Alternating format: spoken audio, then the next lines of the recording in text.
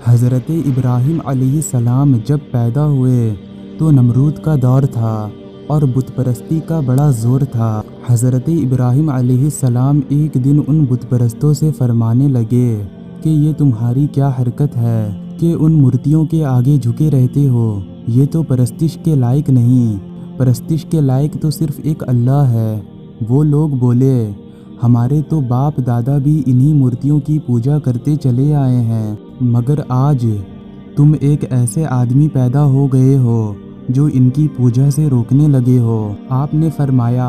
تم اور تمہارے باپ دادا سب گمراہ ہیں، حق بات یہی ہے جو میں کہتا ہوں کہ تمہارا اور زمین و آسمان سب کا رب وہ ہے جس نے ان سب کو پیدا فرمایا،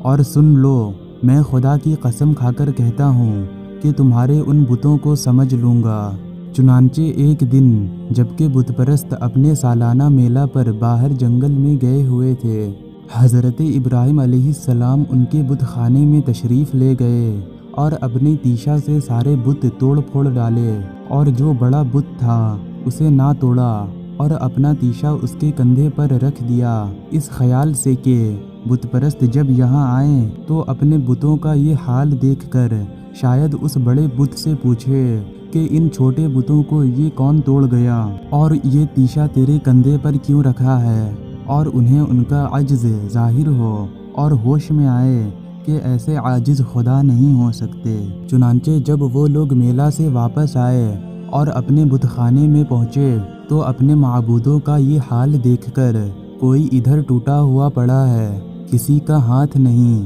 تو کسی کی ناک سلامت نہیں، کسی کی گردن نہیں تو کسی کی ٹانگیں ہی غائب ہیں۔ بڑے حیران ہوئے اور بولے کہ کس ظالم نے ہمارے ان معبودوں کا یہ حشر کیا ہے۔ پھر یہ خبر نمرود اور اس کے امراء کو پہنچی اور سرکاری طور پر اس کی تحقیق ہونے لگی، تو لوگوں نے بتایا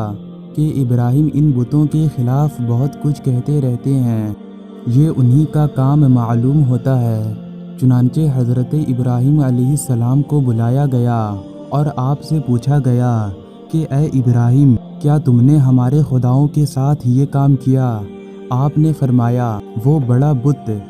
جس کے کندھے پر تیشا ہے، اس صورت میں تو یہ قیاس کیا جا سکتا ہے کہ یہ اسی کا کام ہے، تو پھر مجھ سے کیا پوچھتے ہو؟ اسی سے پوچھ لو نا کہ یہ کام کس نے کیا۔